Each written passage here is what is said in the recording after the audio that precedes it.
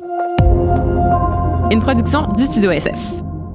Re-bienvenue à Science Radio, le podcast où j'explore les grands mystères de la science et de la santé humaine en compagnie d'une personnalité publique et d'un expert ou une experte de la thématique. Ce projet est rendu possible grâce au soutien des fonds de recherche du Québec et du scientifique en chef. Si, comme mes invités et moi, vous adorez l'actualité scientifique, déboulonner des affirmations douteuses ou des mythes qu'on voit circuler sur les réseaux sociaux, eh bien, faites comme nous et allez vous abonner au scientifique en chef sur ces différentes plateformes. Aujourd'hui, on aborde un sujet qui est pas mal au cœur de la raison d'être de Science Radio. On vient parler de la distinction entre les croyances et les connaissances. Qu'est-ce que la science, la pseudoscience? Comment on peut discuter et dialoguer pour aider une personne à changer ses croyances ou à se remettre en question? Donc, un épisode super important qui est applicable honnêtement dans la vie de tous les jours, même si vous n'êtes pas connaissant ou expert d'un sujet, si vous êtes pris dans des discussions dans votre salon où vous vous obstinez sur les changements climatiques, il y a probablement des bons éléments de réponse que vous allez pouvoir retrouver dans cet épisode. J'ai été très bien accompagnée avec le physicien médical et professeur Anthony Bertrand-Grenier, ainsi que Sonia Anvar, étudiante à la maîtrise en bioéthique et ancienne naturopathe.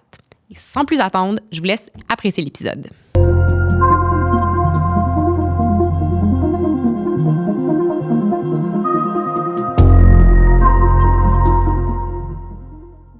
Bonjour à vous deux. Anthony Bertrand-Grenier, physicien médical, professeur associé à l'Université du Québec à Trois-Rivières et doctorant en épistémologie, qui a fait la route de Trois-Rivières ce matin et était à ton deuxième podcast de la journée. Merci d'être là. Comment ça va? Ça va très bien, ça va très bien. Super, je suis vraiment contente que tu sois là. Et accompagnée aussi de Sonia Anvar, étudiante à la maîtrise en bioéthique, puis qui a un parcours, en tout cas moi, qui m'a fascinée les premières fois où on s'est rencontrés. Donc aujourd'hui, le podcast, c'est Science Radio.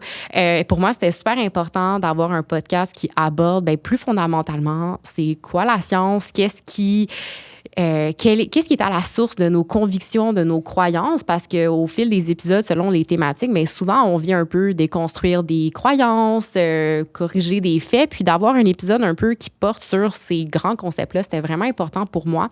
Et surtout sur comment mieux dialoguer autour de ça. Puis je pense que un peu avant que l'enregistrement commence, on parlait du contexte politique, mondial, actuel, où le dialogue, c'est compliqué. Donc, bref, je me sens vraiment privilégiée de vous avoir autour de la table avec moi pour parler de ça aujourd'hui. Et avant qu'on plonge dans le sujet, j'aimerais que vous vous présentiez aussi sur qu'est-ce qui vous a amené justement à vous intéresser à ces thématiques-là, puis un peu vos parcours respectifs. Donc, Sonia, toi, ça m'avait... encore à ce jour, je parle de toi à tellement de gens parce que je trouve ça hyper intéressant le parcours que tu as eu. Donc, qui es-tu? Pourquoi ça t'intéresse? Oui, je pense que j'ai été invitée ici pour mon background de naturothérapeute. Là, à l'époque, j'avais suivi une formation en naturopathie, mais je ne pouvais pas me dire naturopathe. J'ai juste fait 3 années d'études sur 4 parce que je sentais que j'avais acquis les connaissances que j'avais besoin pour continuer. Puis, je pouvais quand même utiliser le titre de naturothérapeute parce qu'il y avait une association qui certifiait quand même. Donc, je pouvais mettre des reçus d'assurance. Donc, il y avait la petite crédibilité qui venait avec ça. Puis, j'ai eu une pratique pendant à peu près 8 ans. J'avais l'Académie de santé radieuse, ça s'appelait. Je faisais des consultations en ligne. J'utilisais beaucoup les cures détox, donc cures de jus, alimentation vivante. C'était ça mon créneau. J'adhérais à une vision de la naturopathie qui est plus... le terme, c'est l'hygiénisme. Mm-hmm. Et l'idée fondamentale de ça, c'est que la santé, c'est la base. Et dans le fond, il faut juste toujours pouvoir redonner au corps sa capacité à revenir lui-même à la santé. Mm-hmm. Donc, enlever les obstacles. Puis enlever les obstacles, l'obstacle principal, c'est les toxines. Hein? Donc, on était toujours en mode à tenter de détoxifier pour revenir à un état de santé qui est naturel, normal. Fait que j'ai fait ça pendant quelques années. Puis, à un moment donné, il y a eu un peu une brèche dans mon système de croyance. Je pense qu'on va avoir la chance d'y revenir. Là. Puis, j'ai commencé à tout déconstruire ça. Je me suis inscrite à l'université. J'ai fait un bac en biologie. Puis, pendant le bac en bio, là, je me suis rendu compte que beaucoup des choses que je prenais pour acquises, en fait, j'avais l'impression que c'était plus des métaphores par rapport à la santé là, que j'utilisais pour soutenir mes clients. Et finalement, j'ai fini par fermer ma pratique parce que la dissonance entre ce que j'apprenais puis mes croyances étaient trop grands pour continuer. Puis j'ai continué après ça en communication scientifique parce que là pendant mon parcours, il y a aussi la méthode scientifique que j'ai découverte. Puis pour moi, c'est devenu, tu sais, pas tant de faire de la science dans un laboratoire, mais la posture de la méthode scientifique, là, d'avoir comme ce regard-là sur le monde, c'est venu changer beaucoup de choses pour moi. Donc, ça m'a motivée à devenir communicatrice scientifique puis à soutenir chercheurs dans leur démarche de partager un peu les résultats de recherche. Donc, c'est ce que je fais aujourd'hui. Puis, comme tu mentionnais, je suis aussi étudiante en bioéthique. Puis, mon projet de recherche, je m'intéresse un peu à la légitimisation des médecines alternatives et complémentaires, surtout dans le paysage du Québec. Mais moi, c'est ça que je trouvais tellement incroyable où tu as passé d'être une actrice très active dans ce domaine-là à finalement être en train d'étudier comment ça se matérialise. Puis, en tout cas, ce 180-là que tu as fait, c'est assez rare qu'on l'entend. Puis, j'ai hâte qu'on discute un peu plus en profondeur, justement, des facteurs qui peuvent amener quelqu'un à s'enfoncer là-dedans et finalement à en sortir. Et corrige-moi si je me trompe, qu'on s'était parlé au-delà de ton travail en santé d'autres fois, tu me disais que tu avais aussi eu tendance parfois à adhérer à certaines théories du complot ou tu as déjà été un peu là-dedans? Est-ce que c'était bien le cas? Oui, tout à fait. C'est ça. L'aspect de la santé naturelle, pour moi, c'était une continuité d'une vision très spirituelle, ésotérique du monde. Et ça venait aussi avec, c'est ça, une adhésion à une vision complotiste. Donc, tout ce qui était science, institution, c'était quelque chose dont je me méfiais énormément. Oui. Ouais. En tout cas, encore à ce jour, ça me fascine. Puis j'ai hâte qu'on plonge un peu plus là-dedans. Merci aussi d'accepter d'en parler parce que ça peut être confrontant de se livrer un peu de façon vulnérable à un ancien chapitre de ta vie comme ça. Ça me fait plaisir. J'ai l'impression que mon histoire peut servir. Donc, c'est absolument. Ça, oui, c'est clair. C'est clair. Ça humanise un parcours quand même d'avoir une personne qui vient en parler. Bien, tout à fait. Merci vraiment beaucoup.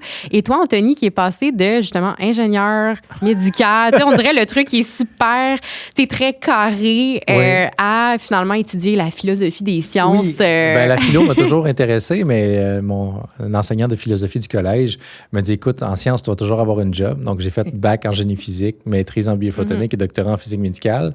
Mais j'ai toujours aimé la philo un peu ici et là, jusqu'à temps que je tombe dans la pensée critique, j'apprenne un petit peu des auteurs ici et là pour me rendre compte que j'adore ça. Et c'est là que je me suis dit, je vais faire un doctorat là-dedans. Et mon doctorat, il est, dans le fond, didactique, pensée critique et sciences pseudosciences.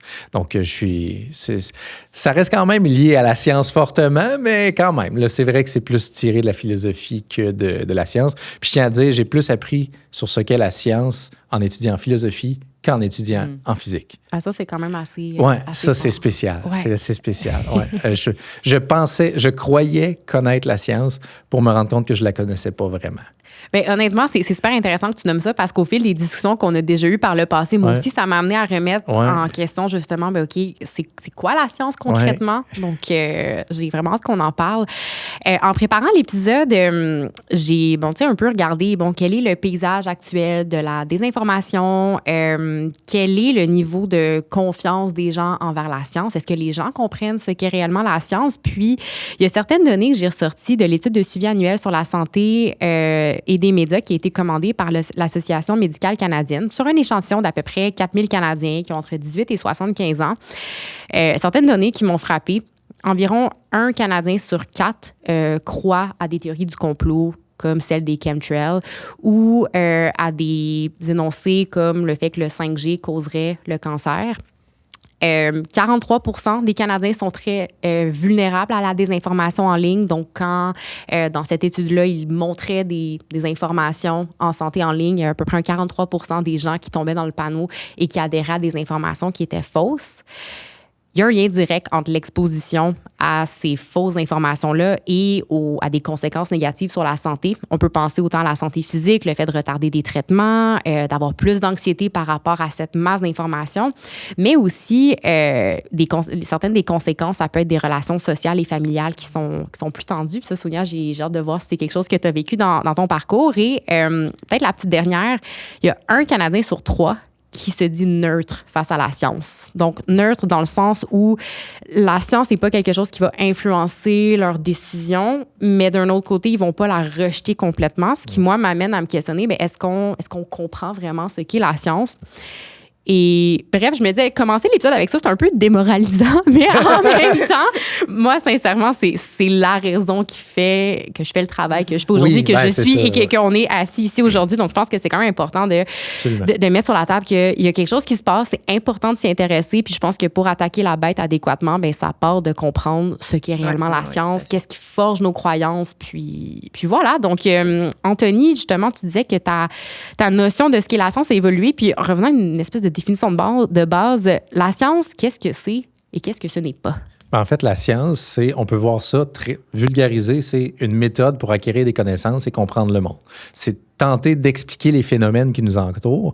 Puis, en fait, notre intuition personnelle, notre expérience personnelle, on peut penser que c'est fiable, mais c'est justement parce que c'est pas assez fiable qu'on a besoin de la science. Si notre expérience personnelle était fiable, on n'aurait pas besoin de la science. On serait capable de prouver n'importe quel traitement par n'importe quoi, par notre propre expérience. Mais non, on a des biais, on a des choses, puis c'est justement grâce à la science qu'on est capable de faire ça. Puis dans le fond, la science, ça s'occupe de est-ce que c'est vrai, est-ce que c'est faux, puis tenter de se rapprocher de la vérité, acquérir des connaissances. Donc ça, c'est ce que c'est la science. Ce que ce n'est pas, ça ne s'occupe pas de savoir si c'est bien ou mal. La science ne s'occupe pas de ça. Par exemple, la science peut expliquer de long en large l'embryologie, là, dans la naissance du fœtus jusqu'à la naissance de l'enfant, mais ça ne peut pas dire si l'avortement est bien ou mal. La science ne s'occupe pas de ça. Elle ne fait que acquérir des connaissances et comprendre le monde. Donc, si j'avais à dire c'est quoi la science, c'est un peu ça. Mm-hmm. Moi, souvent, j'aime le dire, c'est le meilleur outil pour comprendre le monde qui nous entoure, c'est d'obtenir des questions à des réponses. Puis c'est la science qui nous permet de savoir que, par exemple, c'est pas les toxines qui sont responsables des problèmes de santé directement qu'une personne peut avoir, comme tu as peut-être appris autrefois dans ta formation. Je trouvais intéressant de pouvoir dire aussi que tu mentionnes qu'il n'y a pas de valeur morale à la science. Ça, c'est nous, en fait, qui avons une perception après ça pour prendre des décisions. Puis c'est des décisions qu'on va prendre en communauté à se demander, est-ce que ça, c'est bien ou c'est mal, finalement? Puis je trouve ça intéressant parce qu'en lien avec la désinformation, souvent, il y a une valeur associée à la science. Puis des fois, elle est de notre côté, puis des fois, non. Selon si elle sert ou pas. Oui. J'ajouterais, parce que là, il y a des auditeurs qui disent c'est bien beau de dire la science, c'est une méthode pour acquérir des connaissances, mais qu'est-ce qui distingue la science de n'importe quelle autre méthode? Il y a 4 choses. Mm-hmm. Un, c'est on va se concentrer sur le contenu et non le contenant. Si un prix Nobel dit quelque chose et un enfant dit quelque chose, ça ne change rien qui ils sont. Qu'est-ce qu'ils amènent comme preuve? C'est qu'est-ce qu'ils disent et non qui le dit. Deuxièmement, il doit y avoir une revue par les pairs qu'on appelle, c'est-à-dire il y a des gens extérieurs qui vont vérifier la méthodologie qu'on a utilisée. Troisièmement, le scientifique se doit de suivre les preuves, peu importe le sens des preuves, et donc changer d'avis. C'est pas nécessairement facile, ça. C'est quand même assez difficile. Puis quatrièmement, il doit mettre les connaissances accessibles. Donc si, admettons, je dis que j'ai réussi à inventer un réacteur à fusion dans mon sous-sol, puis que je dis « je veux pas me le publier pour pas me le faire voler l'idée », c'est pas scientifique, qu'est-ce que je viens de dire. En fait, je dois le publier, je dois le montrer aux gens pour que ce soit scientifique. Donc, ce seraient les 4 points qui distinguent la science de n'importe quelle autre méthode, si on peut dire. Non, c'est 4 points super importants. Puis, de les nommer comme ça, on dirait que c'est des grands concepts qu'on peut comprendre, mais vraiment de les distinguer comme ça. On appelle ça l'éthos de la science, E-T-H-O-S. Wow, l'éthos, ça, j'avais jamais entendu ça. Je vais avoir appris, je vais avoir appris un nouveau mot de ce côté-là. Puis, on entend souvent je vais entendre non mais la science c'est une façon de voir les choses, la science c'est ton école de pensée. Qu'est-ce que tu répondrais à ça? En fait, c'est que c'est pas justement pas une école de pensée nécessairement, c'est une méthodologie pour apprendre le monde. Donc si la personne a une autre méthodologie, ça va me faire plaisir de l'entendre, mais à date, c'est la meilleure méthode qu'on a réussi à trouver et probablement qu'on va trouver mieux plus tard, mais probablement que ça va rester le nom de la science, c'est juste la science qui va évoluer elle-même. Là. Mm-hmm. Donc très souvent, ces personnes-là, ils connaissent pas c'est quoi la science, puis je m'inclus là-dedans dans comment j'étais, même en étudiant en physique, parce que j'avais l'impression de connaître c'est quoi la science, puis en fait, c'était une croyance et non une connaissance. Puis pour toi, Sonia, justement, qui arrivait d'un parcours où tu disais justement tu étais plus dans l'ésotérie, la spiritualité, comment ça s'est installé en toi, cette compréhension finalement de ce qu'était la science? Est-ce que tu as vécu une espèce de clash parce que c'est quand même deux choses qui sont un peu, qui semblent un peu opposées? Oui, tu sais, je pense qu'à l'époque où j'étais naturothérapeute, j'avais l'impression de comprendre la science, mais dans cette vision-là du monde, tout était très noir ou blanc. Donc, il y avait très peu de nuances. Fait que la science, pour moi, c'était un peu comme tu mentionnais tantôt. C'est une opinion ou une manière de comprendre, d'arriver à des connaissances, mais c'est pas l'ultime manière. Puis, moi, j'étais beaucoup plus basée dans l'expérience. Dans l'expérience avec mes clients qui, après un jeûne, se sentaient mieux. Voilà, j'avais un retour positif. Donc, ça finissait par venir confirmer que ce que je faisais était bon, que ça fonctionnait. Puis ça a été une découverte quand je suis arrivée à l'université. J'avais déjà commencé à déconstruire un peu parce que je pense pas que j'aurais pu m'asseoir dans un cours de biologie sans avoir commencé une certaine déconstruction de ma pensée. Mais ça a été en faisant des premières demandes. J'avais fait une demande de subvention pour un petit projet. Je voulais aller étudier dans un laboratoire, faire un stage dans un laboratoire. Puis, il a fallu que je m'informe un peu sur comment ça fonctionne, le financement de la science. Et là, moi, je connaissais pas ça du tout. J'avais un peu l'image de Big Pharma, là, le classique avec la valise pleine de cash. Tu sais, c'est un peu le cartoon de Big Pharma. Et là, je me suis rendu compte que finalement, c'est une entreprise publique, la science, pour la plupart du temps. Du moins, comment c'est financé dans nos universités. On a des organismes subventionnaires qui donnent des sous à des chercheurs pour des projets de recherche. Et les organismes subventionnaires, l'argent vient de nos impôts. Exactement, oui, exactement. Exact. C'est ça. C'est nous qui payons pour ça. Ah, puis c'est pas, il n'y a pas de valise cachée, ou du moins, peut-être, il y en a des fois, mais tu sais, c'est pas la vaste majorité. Exactement. Puis d'humaniser aussi la science, là, d'être à l'université, j'ai rencontré des personnes qui faisaient de la recherche, puis cette personne-là, à la fin de semaine, allait promener son chien, puis allait manger au restaurant avec des amis. Puis c'est des humains qui sont derrière ça, puis on dirait que j'ai l'impression que je le dis, là, puis ça semble super niais, mais il y a quelque chose d'en prendre contact avec des gens, des humains, qui pour moi a vraiment été aidant. Là. C'est venu tout déconstruire cette espèce de paysage que j'avais en tête de ce que c'était la science, qui était très loin, puis c'est ça, toujours avec un signe du dollar. Mm-hmm. Oui, puis quel a été le moment aussi, tu disais justement que quand tu t'es assis sur un banc à l'université, tu avais quand même commencé un peu à déconstruire tout ça. Est-ce que tu te rappelles d'un événement en particulier qui a fait que là, il y a un switch qui s'est fait? Oui, le moment est quand même assez clair. Comme je disais tantôt, j'avais une pratique en ligne. Donc, j'avais une page Facebook, puis je publiais souvent des trucs sur Facebook. Puis, à l'époque, je les appelais mes détracteurs. Là, tout le temps, un petit sceptique qui venait commenter en dessous pour essayer de démentir ce que j'étais en train de dire. Et je me souviens, à l'époque, j'avais partagé une publication, c'était The Food Babe, qu'elle s'appelait. Ah oui.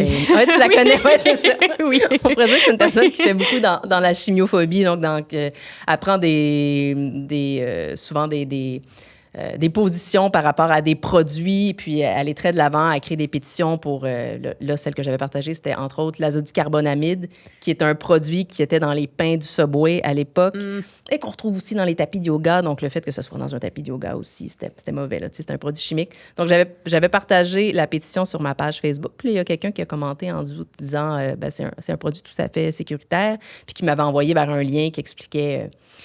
Et là, j'ai vu ça, puis...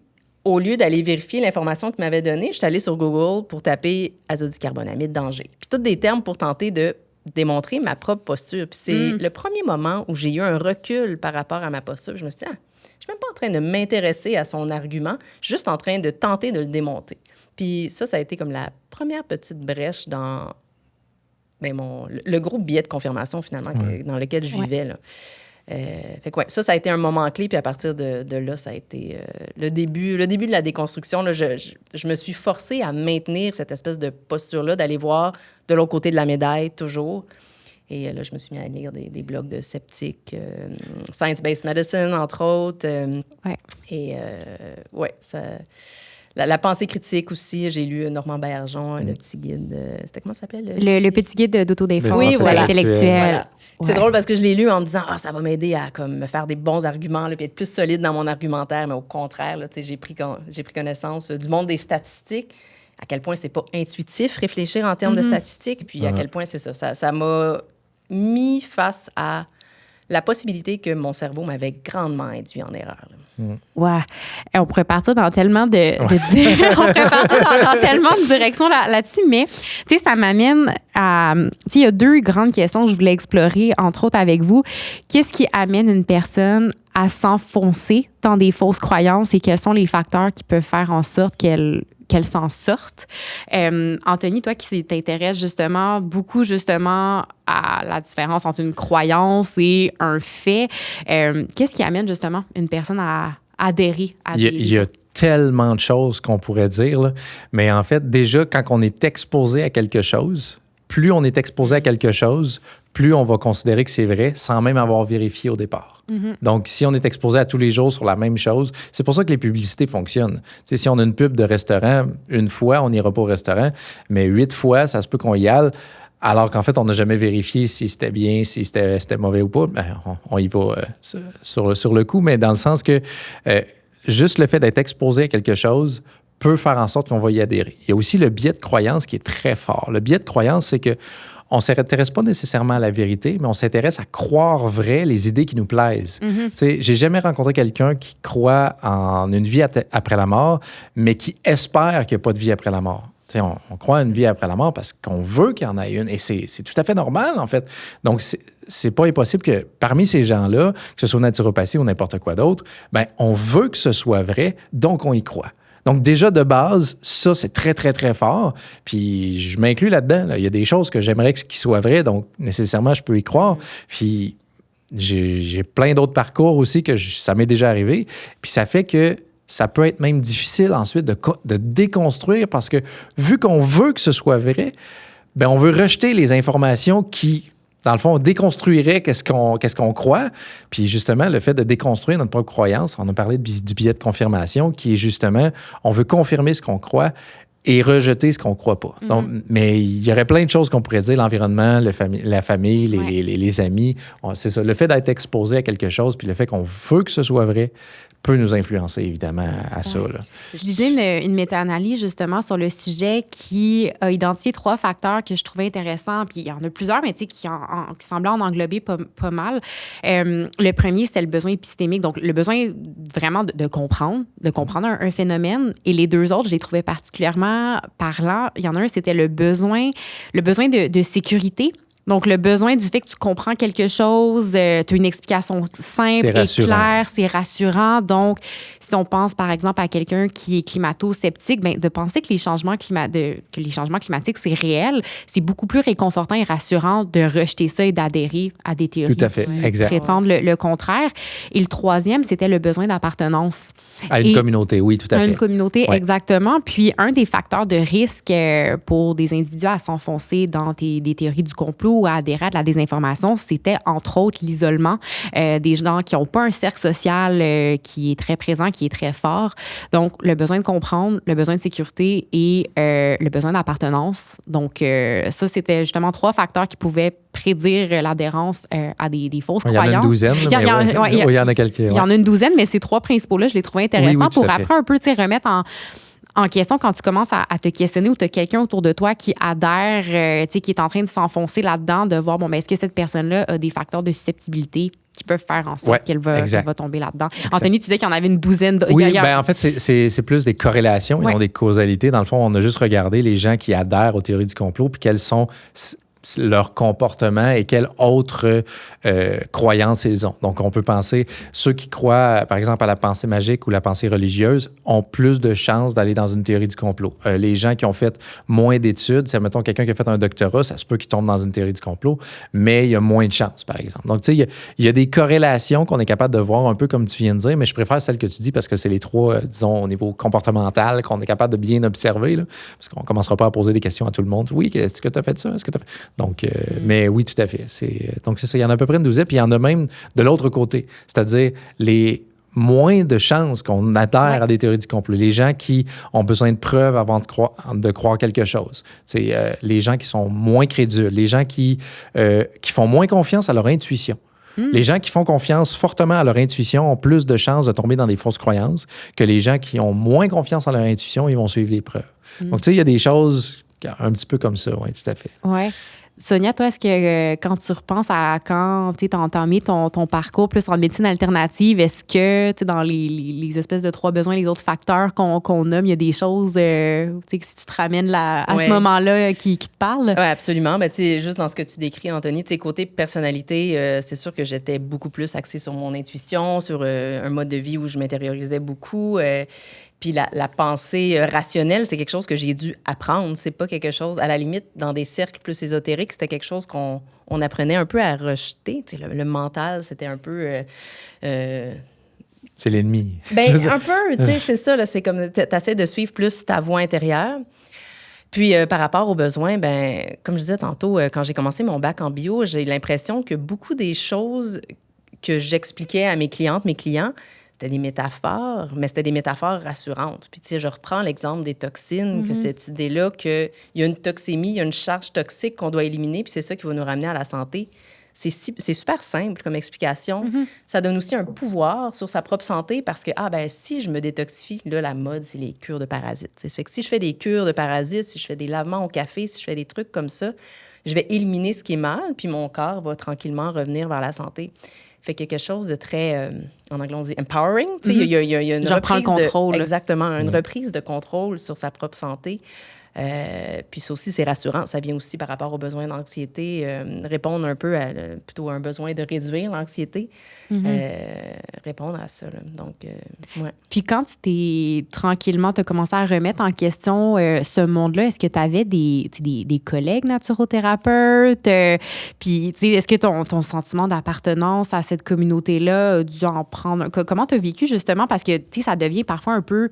identitaire aussi. Absolument. Je pense juste, je suis nutritionniste, je suis fière de l'être. Mes collègues nutritionnistes, c'est des personnes qui sont très précieuses pour moi. Puis je me dis, si tout d'un coup, j'apprenais que tout ça était faux, je me prendrais une sacrée claque. Absolument. Je dirais que ça a été l'aspect le plus difficile de cette déconstruction-là. Je fais souvent le parallèle comme les gens qui sortent de sectes ou tout de mouvements religieux. Tu sais, à un moment donné, il y a une cassure des fois à faire avec le passé, puis c'est souvent l'aspect communautaire de la chose.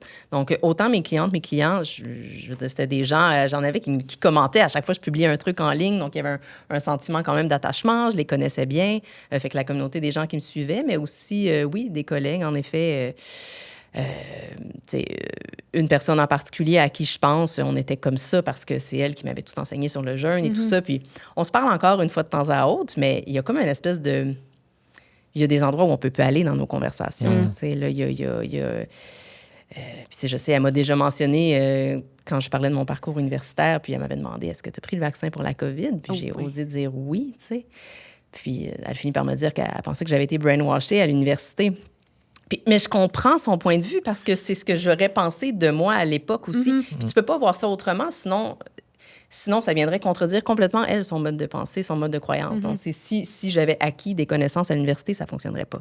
Fait que, mais c'est ça, c'est difficile d'entretenir. Le lien est tellement plus superficiel maintenant parce que ce qui nous unissait réellement, c'était cette connexion-là par rapport à ces types de croyances-là.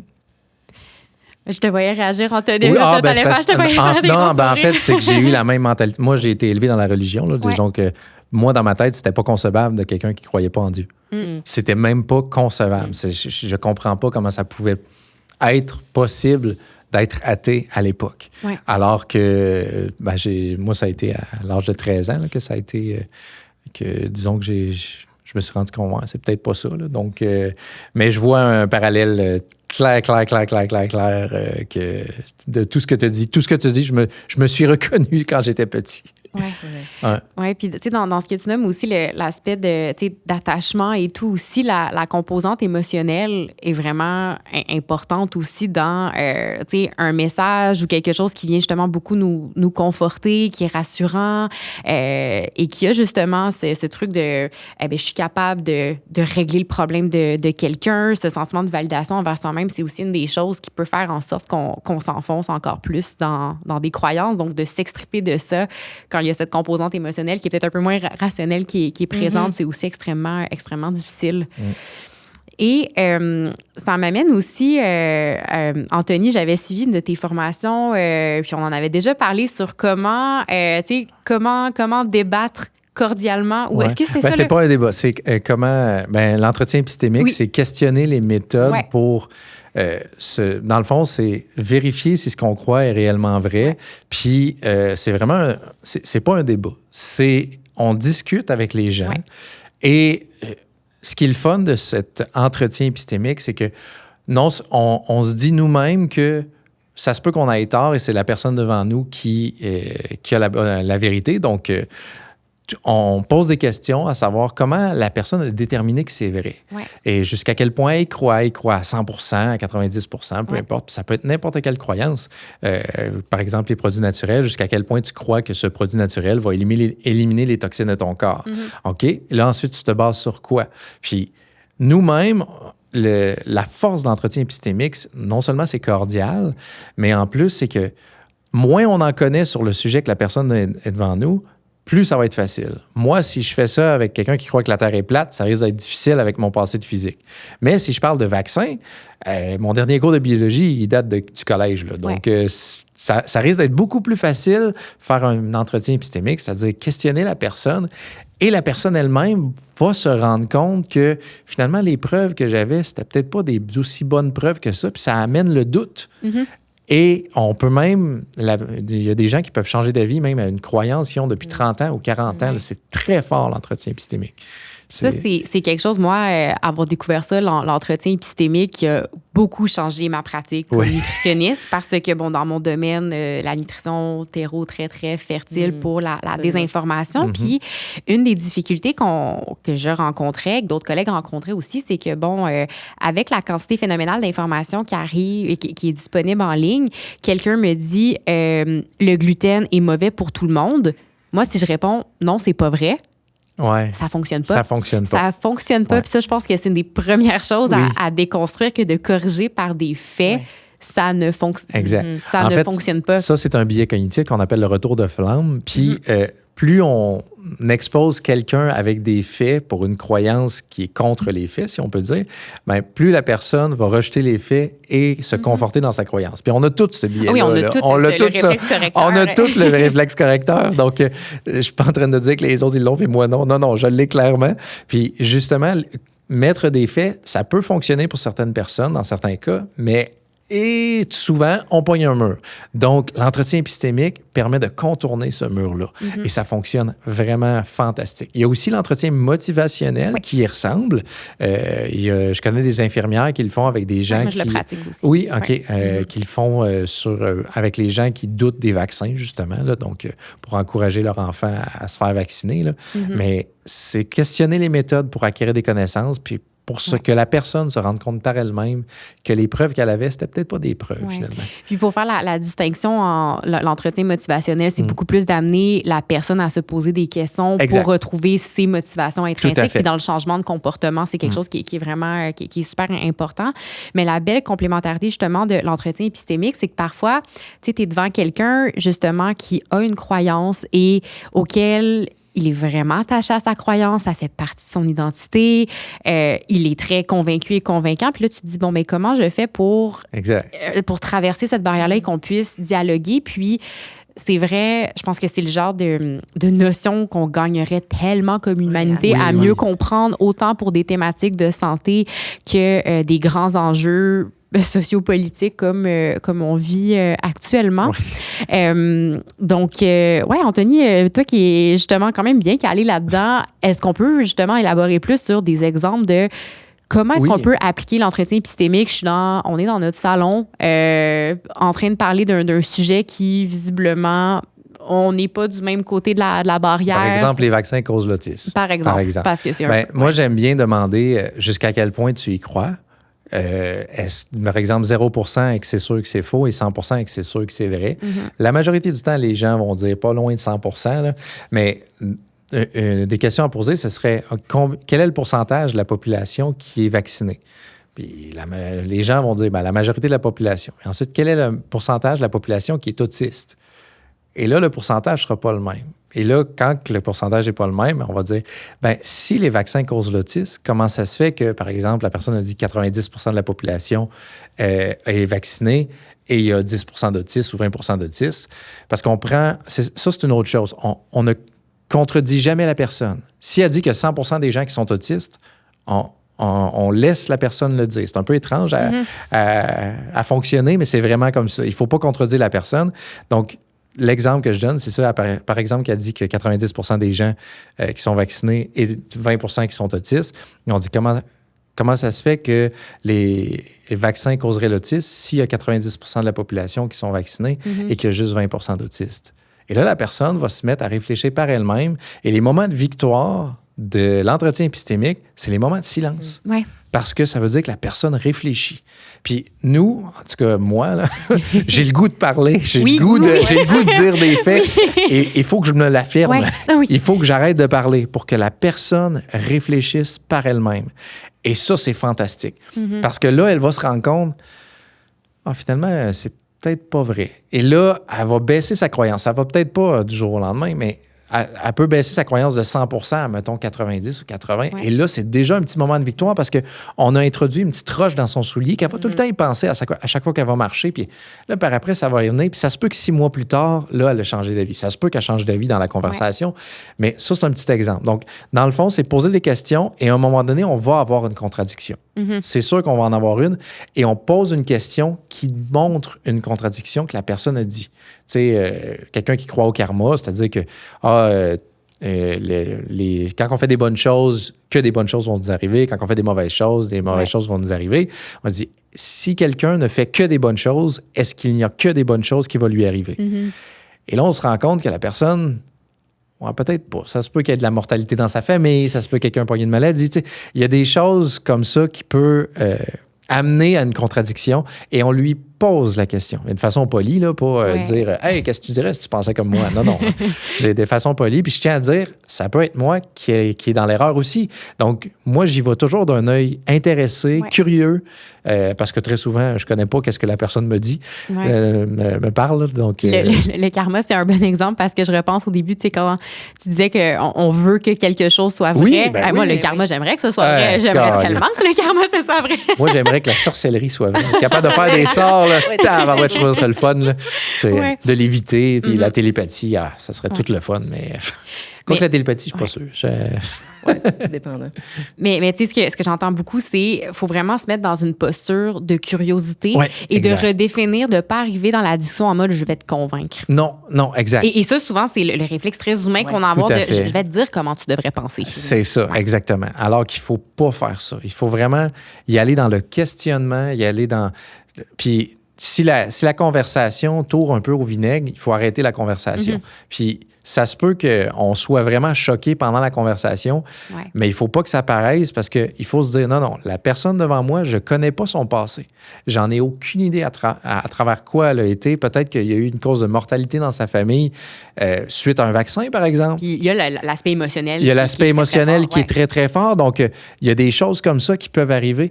Donc, nécessairement, aller d'un air curieux, de se dire, je veux en apprendre sur pourquoi la personne... C'est ça. C'est qu'est-ce que la personne croit. 2, pourquoi elle y croit.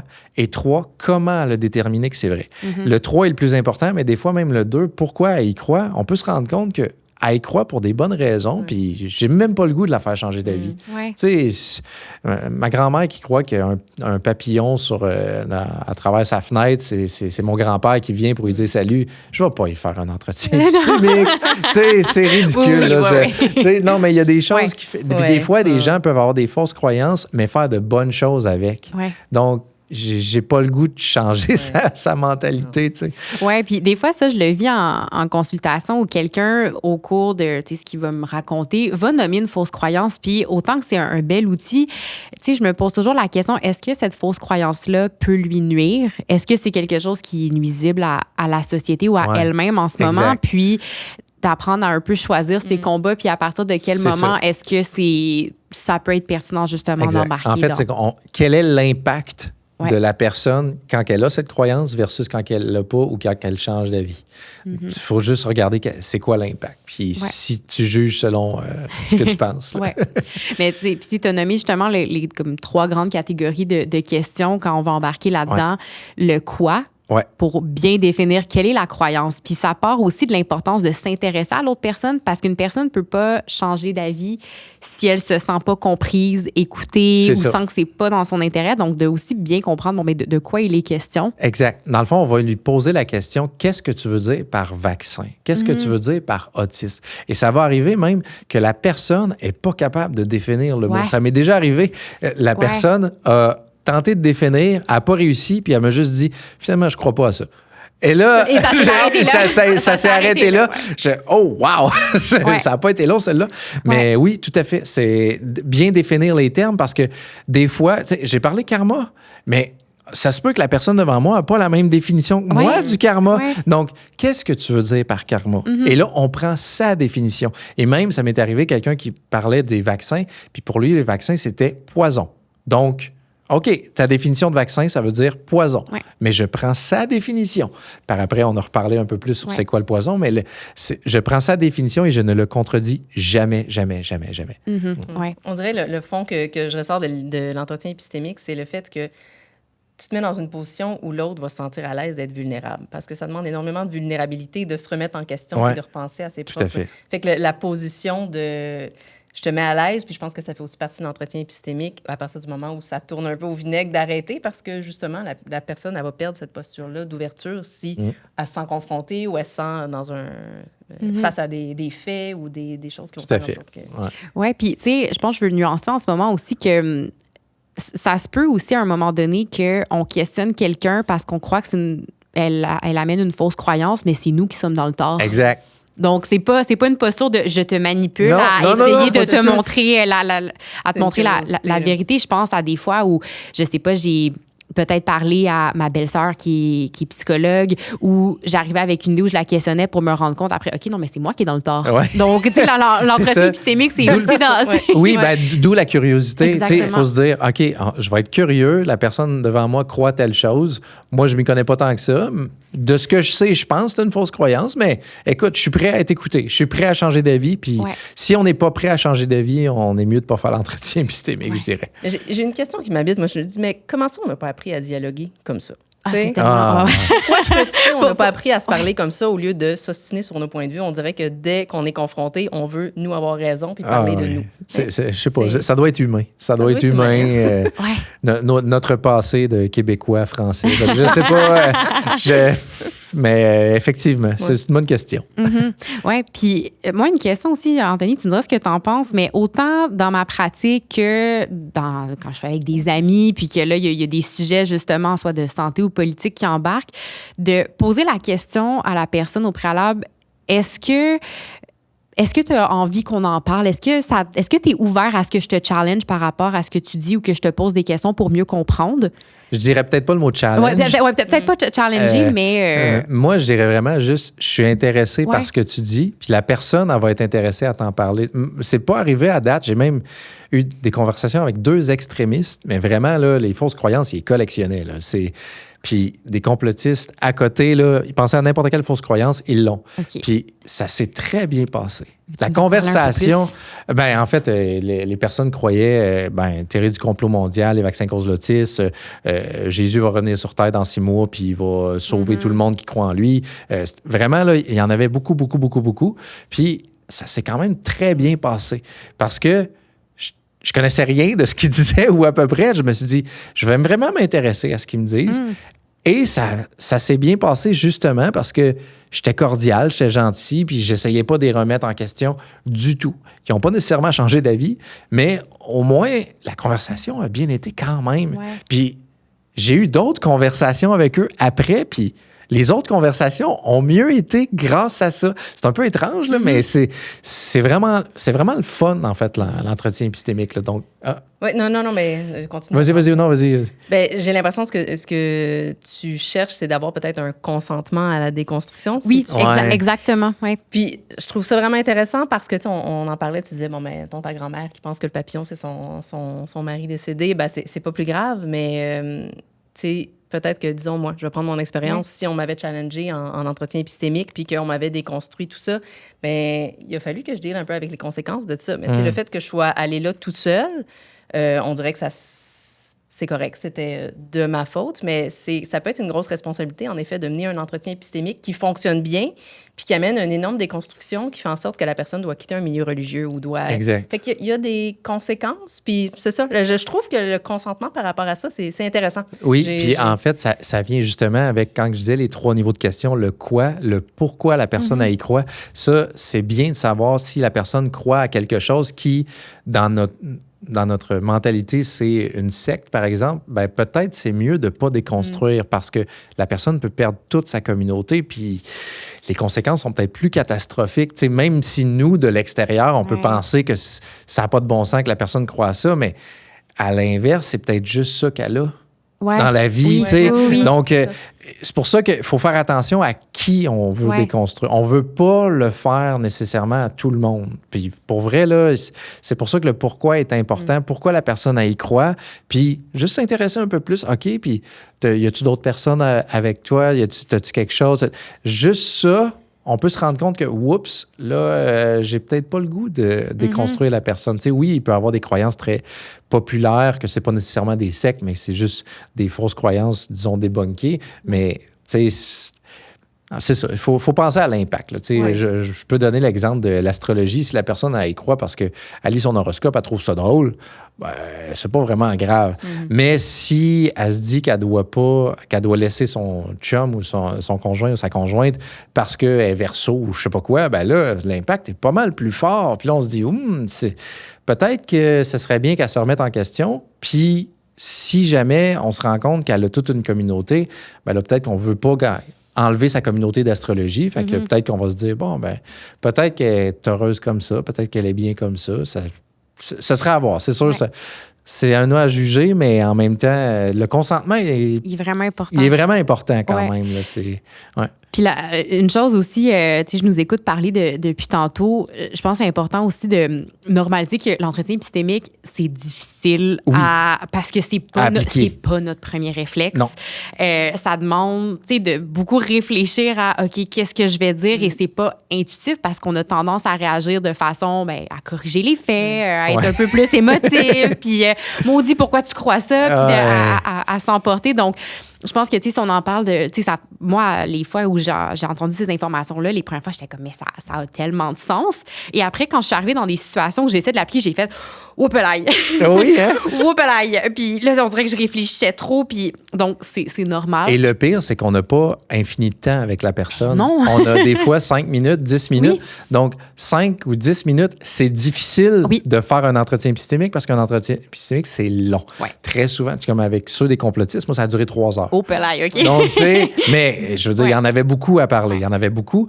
Mais c'est ça l'affaire, c'est que c'est long, mais si on a juste 5-10 minutes, on est peut-être capable de juste faire en sorte de douter un petit peu. Ouais. De juste de mettre un petit doute dans la tête de la personne. Ouais. Et là, on verra que si la personne a continué d'y croire quelques mois plus tard, si on la recroise. Puis peut-être que ce 5 minutes-là, quand on parle de la première étape de définir quelle est la croyance, explique-moi justement, qu'est-ce que tu crois ou OK, le gluten est mauvais pour la santé. Peux-tu m'expliquer c'est quoi le gluten?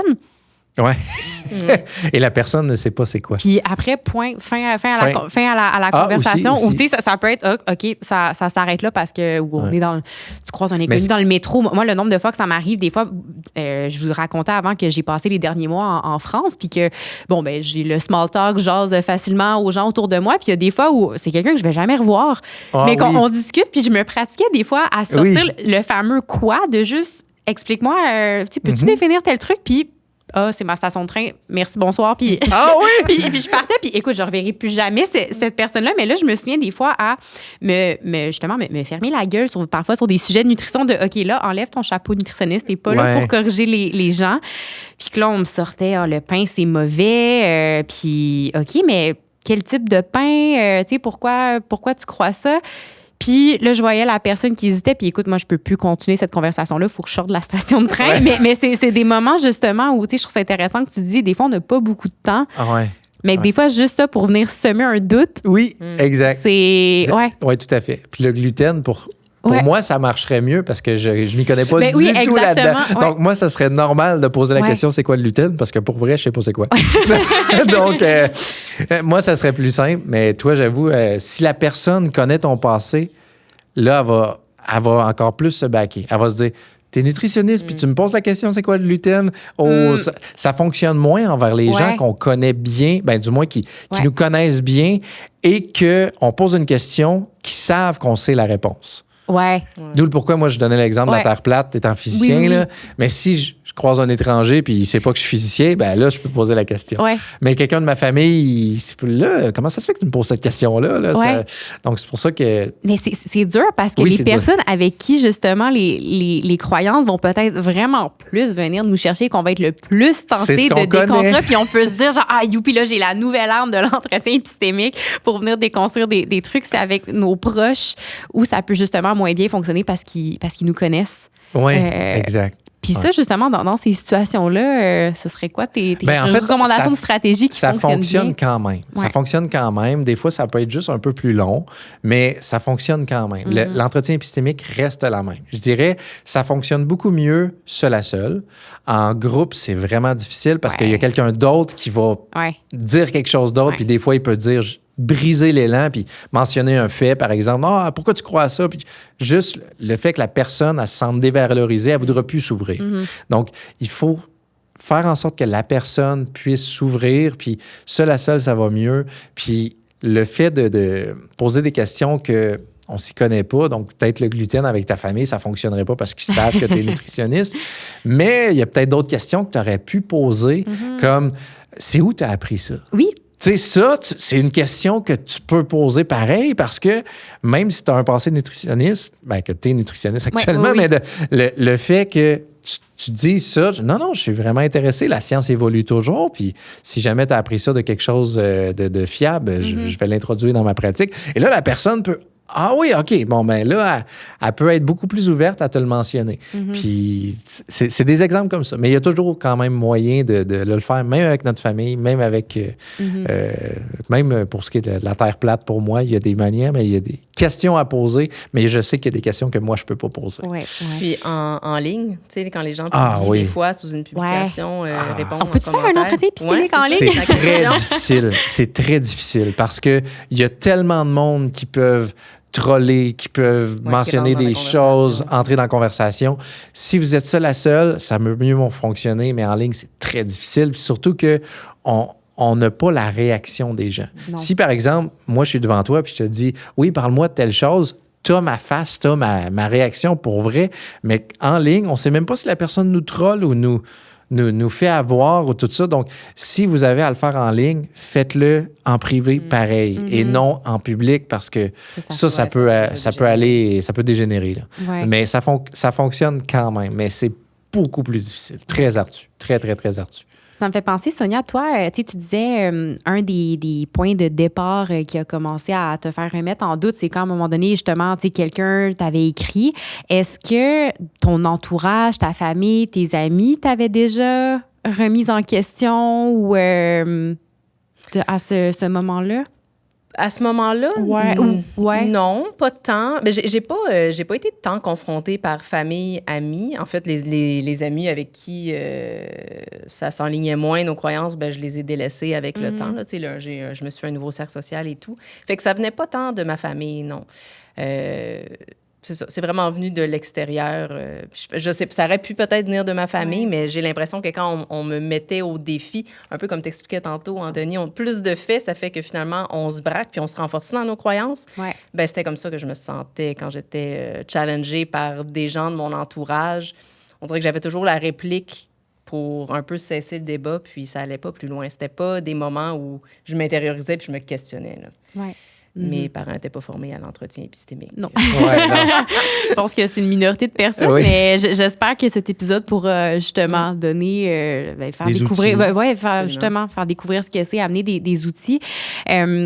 Tantôt, tu sais, on nommait justement qu'il y a peut-être des contextes où, justement, avant de mener un entretien épistémique, on sait qu'il peut il y a des conséquences. Puis ça, Sonia, je trouve ça hyper intéressant que tu l'aies mentionné, que c'est pas juste « youpi, victoire, j'ai semé un doute ». C'est pas une question d'ego, l'entretien épistémique, et d'avoir raison, absolument pas. Mais est-ce qu'il y a des contextes, justement, où on pourrait dire « OK, là, j'ai envie de peut-être questionner la personne sur ses croyances, mais c'est pas le bon moment ». C'est pas le bon moment. Mis à part un manque de temps, j'ai pas vu ça, mais que ne pas faire changer d'avis la personne, oui. Une personne, je sais pas si c'est vrai, mais quand même, je l'ai pris pour mot, c'est si j'avais pas ma croyance, je tuerais quelqu'un. Opelay. OK, ouais. Tu sais, ça, on a débug. Moi, je débug pas ça. Je ne fais rien. Non, vraiment pas. C'est pas arrivé à moi. C'est plutôt Anthony Magnabosco, là, une personne qui fait ça de sa vie, en fait. Là, Et lui donne des exemples. Et ça, c'en était un exemple. Okay. Et j'ai trouvé ça... Opelay. Moi non plus, j'aurais jamais j'aurais fait ça. Même si c'est faux, je ne tenterai pas de vérifier si c'est... Donc, il y a des... Puis, en exemple, si, admettons, j'avais rencontré Sonia il y a 15 ans, je ne sais pas ça fait combien de temps, là, mais étant naturopathe, qui, si, admettons, elle avait sa communauté, sa business là-dessus, c'est... Tu sais, imaginons quelqu'un que toute sa boutique, sa vie, c'est ça. Est-ce que je veux vraiment faire en sorte qu'elle change d'avis? Ben peut-être pas, parce que qu'est-ce qu'elle va faire après? Tu sais, non, mais il y a... Puis c'est intéressant parce que moi, tu vois, je verrais ça, puis je verrais après le tort que ça peut faire parce que justement, parce qu'on est, moi aussi, tu sais, puis parce que peut-être que je le vois plus facilement parce que je suis dans le, tu sais, entre guillemets, le même domaine où tu parlais d'alimentation vivante et tout. Moi, je vois directement les conséquences. Fait que je pense pas que j'aurais cette empathie. Non, ben moi, je l'ai, mais c'est que, oui... C'est sûr que si elle dit qu'avec un produit naturel, elle est capable de guérir le cancer, là, il faut qu'il y ait un petit entretien épistémique. Mais, tu sais, ça, c'est bon pour le rhume et la grippe. Écoute, je sais, moi, je ferais un entretien épistémique pareil, probablement, mais mon but n'est pas de convaincre, mais mon but, c'est d'abord de comprendre comment ça se fait qu'elle y croit, mais si jamais toute sa vie est basée là-dessus, je vais quand même faire attention. Mais c'est vrai que s'il y a un impact pour la société et pour les gens autour, là, si quelqu'un qui me dit que son yoga guérit le cancer, puis il vient à mes cours, puis c'est seulement 8 paiements faciles de 250 là, on va peut-être avoir un petit entretien épistémique. Oui. Puis, tu sais, ma réaction en ce moment aussi m'amenait à... Tu sais, je pense que pour mener un entretien épistémique, il faut être honnête avec soi-même de est-ce qu'on est bien disposé? Parce que si tu es déjà énervé, tu es en colère... Ça marchera pas. Ça marchera pas. Non, pas du tout. Ça m'est pas arrivé à date. Je suis surpris. Moi, dans ma tête, non, mais j'aurais été sûr de dire je vais y dire tel. Non, pas du tout. À chaque fois, j'ai fait OK, pourquoi tu crois ça? Puis ça a mieux été que ce que je pensais. Mais c'est avec la pratique. C'est vraiment avec la pratique. Plus on en fait, mieux ça va être. Pour vrai, là, c'est vraiment ça que je dirais. Avec la pratique, oui, non, puis j'ai bien confiance avec la pratique parce que, tu sais, moi, je repense à des exemples où, mettons que je suis confrontée à quelqu'un qui, tu sais, dit, je sais pas, que le jeûne intermittent, c'est essentiel pour bien performer dans le sport, puis qu'il avance ça et tout. Moi, ça peut venir, j'ai le bagage scientifique pour voir ce qui est inexact, mais ça peut aussi... en toute humilité, venir vraiment me chercher émotionnellement parce que après, moi, je vois dans mon bureau des athlètes qui ont souffert des conséquences d'avoir adhéré à des croyances comme ça. Je peux voir mes clientes qui souffrent de troubles alimentaires après avoir adhéré à ça. Donc, tu sais, il y a des... Tu vois des conséquences que même moi, je vois pas. Je vois des conséquences qui vont vraiment me mettre en colère. Et là, il faut vraiment que je fasse... OK, là, est-ce que c'est en mode Myriam justicière qui s'en va défendre ses clients ou c'est de me mettre dans la posture où est-ce que là, je suis vraiment curieuse et intéressée à... Oui. En fait, il faut penser à l'impact de notre discours. J'avais eu, une question pendant une conférence que je donnais, puis c'était, est-ce que tu ferais l'entretien épistémique envers quelqu'un durant une conférence de 100 personnes? Oh là là, puis très souvent, la réponse, c'est non. Pourquoi? Un, j'ai pas le temps, mais deux, c'est qu'il faut que je pense à l'impact de tous les autres autour. C'est sûr que, à mon avis, je serais pas capable de... disons, faire changer d'avis la personne dans le cadre d'une conférence. Donc, si, admettons, la personne va me dire que la Terre est plate, ben là, je vais faire un appel à l'autorité, je vais vraiment utiliser mon statut de physicien pour dire non, la Terre est ronde et voici les faits. Et là, les gens dans la salle vont faire OK, le physicien a l'air de s'y connaître quand même là-dedans. Donc, mon petit chapeau, il ne sera pas de l'entretien épistémique parce que l'impact, il faut que je convainque le plus de monde possible. Donc, là, mon but, ça n'aurait pas été de convaincre cette personne-là. Mais si cette personne-là était venue me voir après la conférence en privé, c'est sûr, j'aurais fait un entretien épistémique. Donc, il y a des moments, tu parlais des moments. Donc, il y a des moments pour en faire, puis il y a des moments pour pas en faire. Puis, tu sais, on les a un peu balancés sans les définir adéquatement. Mais tu sais, on a nommé le biais de confirmation, l'appel à l'autorité. Est-ce qu'on peut faire une parenthèse un peu pour définir justement qu'est-ce que c'est? Puis après, là, je vous nomme la question parce que je vais y revenir après, mais quand quelqu'un, justement, utilise un biais ou un appel à l'autorité, un appel à la nature, comment est-ce qu'on peut lui faire réaliser que son raisonnement est inadéquat sans tomber, encore une fois, dans le réflexe correcteur? Fait que ça je nomme la question pour que vous l'ayez en tête, je la mets de côté, mais d'abord, définissons, tu sais, lancé appel à l'autorité, biais de confirmation.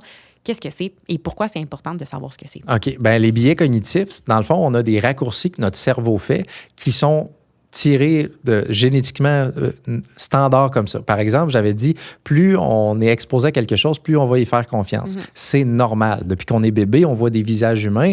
Donc, nécessairement, quand on voit un humain, on va lui faire confiance. On est génétiquement appris à faire ça. Donc, on a tous des biais qui ont été comme créés par nous. Là. Je ne veux pas dire créés, là, mais qui sont ancrés en nous. Et l'autre chose, c'est les arguments fallacieux comme appel à la nature, appel à l'autorité. C'est des arguments qui semblent vraiment bien convaincre, mais en fait, ils sont invalides.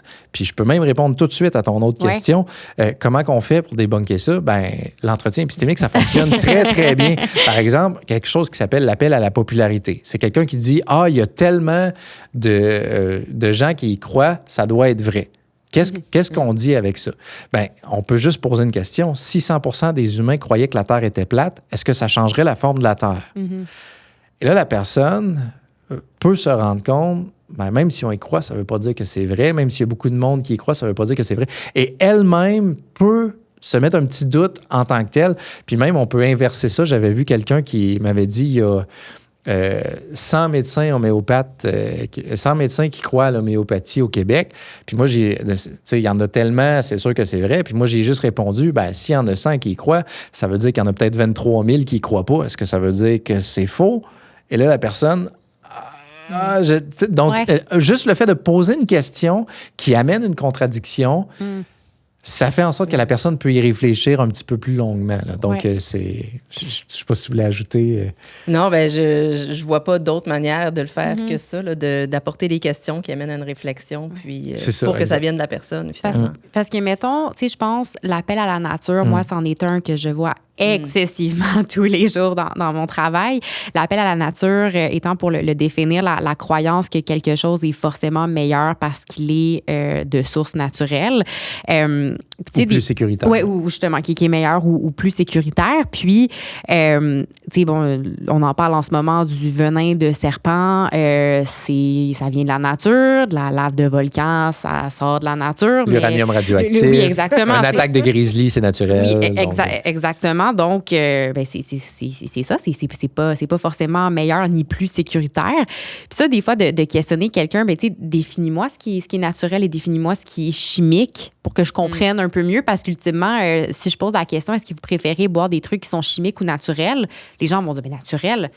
Ben, on est tous en train de boire de l'eau en ce moment qui, tu sais, 2 molécules à H2O. Oui, exactement. Puis ça, c'en est un, on dirait, où je suis encore à on dirait, perfectionner le type de questions que je pose par rapport à ça. Puis là, pendant qu'on en discute les deux, les trois, tu sais, je pense des fois...